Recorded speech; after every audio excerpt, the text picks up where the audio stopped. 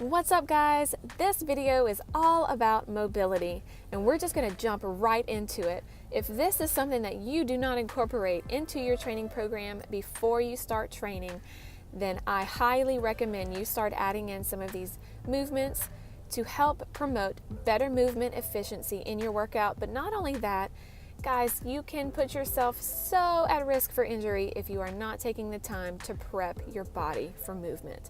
So here I'm starting off with a foam roller, and I usually start off with my glutes. So you're going to cross one ankle over your knee, and then whatever knee is folded, you're going to turn to that side and focus on that glute. Now it's recommended to foam roll each muscle group for 1 minute. So I spend about that much time on each body part, and it adds up. You know, it's about a 15-minute routine at least. However, I cannot start a workout without foam rolling and going through some mobility exercises. Moving on to my hamstrings, you see here that I hold myself up, and because I'm just acclimated to the foam roller, I end up crossing one leg over and providing a little bit extra weight. And then I move down into my calves. Now your calves, there's two different muscle groups to it, and they're pretty big, so I tend to roll my toes right and left and hit all of my calf.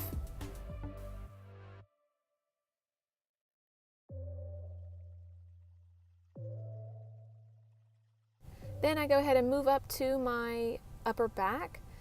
Now this one here, oh, this feels so good. It's actually a chiropractor and a foam roller all in one. But I reach my arms over my head. If you have great shoulder mobility, this is one way that you can do it. Otherwise, you can hold your head and then you're gonna bring your elbows in. Moving on to my lats, this is the muscle group that runs along the side of your back. I'm just stretching out one hand, elevating my hips and rolling forward and backwards. I'm not completely on my side, I'm leaning back just slightly. And then for a little added massage, you can stay still and rotate forward and backwards. Now I move on to my lower back, and some people may think that this is a controversial area to foam roll. However, you have muscles along the side of your spine and sometimes they are tight, so foam roll them, but you have to make sure you do them in the proper way. The proper way that physical therapists recommend you foam roll your back is by leaning to one side and focus on the top of your hip up to about where you stopped when you foam rolled your lats. And you may have to readjust your foam roller like I did right there, but I slowed this video down for you so you can see the proper way. Do not lay flat on your back. You hear me? All right, let's get into some quads. So you are going to assume a plank position and lay on the foam roller, and this is going to roll between your knee and your hip. So what you want to do here is focus on one leg at a time. Imagine that you are turning your hips to one side of the room and pointing your toes in that same direction. You are going to focus on that one leg. And then now moving into your hip. This is a very difficult area to get, and it's an awkward position to get in, but find a corner if you want to and get into that hip. We sit down so much throughout our day, so that most of our hips are shortened, they're tight, they have knots in them, and they need to be massaged.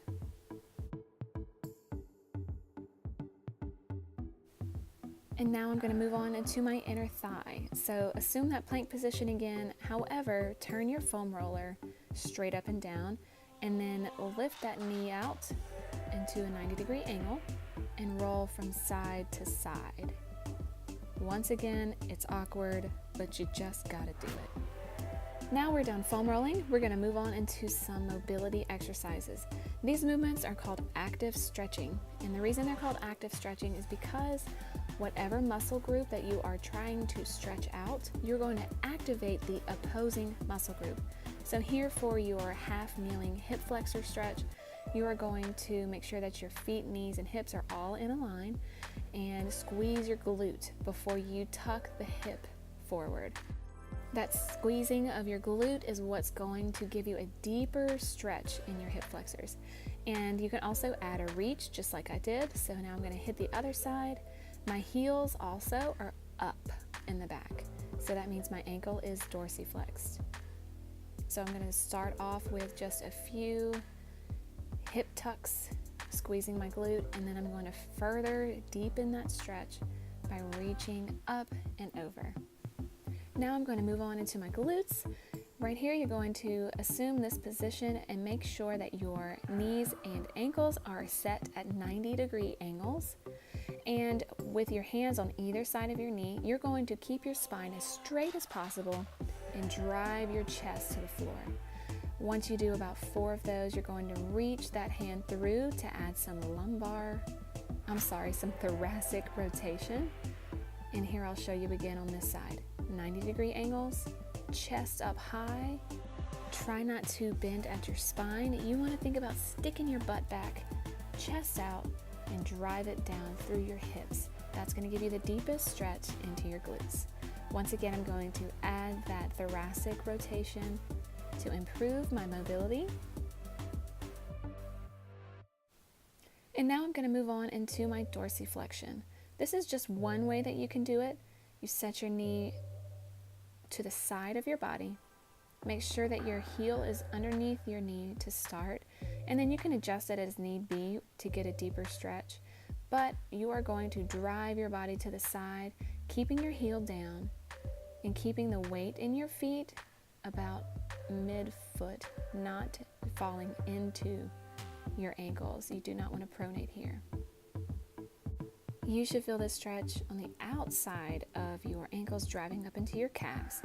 If you have trouble squatting or lunging, that is a great movement to do to improve ankle mobility. And now I'm going to move on into the anterior part of my body, the front of my body. This movement here is called the scorpion, and it is going to stretch out my chest and shoulder along my right arm, as well as the front of my body, like my hips. So this position here, you're going to make sure one hand is by your chest, the other hand is extended out at about a 45-degree angle, and you're going to lift your foot up, push through your glutes, and try to touch the floor on the other side. Moving on to the downward dog calf stretch, you're going to make sure your spine is straight, your knees are straight, and you're going to alternate driving your heel to the floor. This is going to stretch out your calves. And I usually take this position and go straight into the greatest stretch. So you're going to try to get your foot right next to your hand and then lift up that inside hand and rotate through your spine. If you want a deeper stretch, if you are already pretty mobile, then get on that elbow and do the same thing. Now on to the prayer squat. Try to get into this position as deep as you possibly can, keeping your heels on the floor. Drive it up, touch your toes, get back down into that squat, and then you're going to take your elbows and push the knees out and away. Make sure that your spine is nice and straight when you're down into that squat. Moving on to the last exercise, what you want to do here is lay on your side, place the foam roller underneath your knee. Make sure that that knee is right in line with your belly button. And if you already have pretty good mobility, you're going to try to swoop your arm all the way around by maintaining contact with your fingertips and the floor, and then add a reach. Your goal here is to get your shoulder to touch the floor. If you have trouble with this movement, what you can do is just eliminate the swoop and just reach that hand over into the position that I have my right arm right there, and don't even worry about adding in that second reach until you can get that shoulder to touch the floor. Now this is my last mobility movement of the day. I am going to keep that foam roller in between my knees and ankles, keep my shoulders on the floor, and rotate side to side. Make sure that you have your knees over your belly button, that way your lumbar stays on the floor. I'm going to show you guys my first warm-up set. So now that I'm done with my mobility, my body feels nice and prepped, I'm going to pull my hair back and get into my workout. This workout here was a complete lower body day, and I filmed it all for you, so I'm going to put that together and post that on our YouTube page next week. But continue watching to see my warm-up set. Thanks, guys.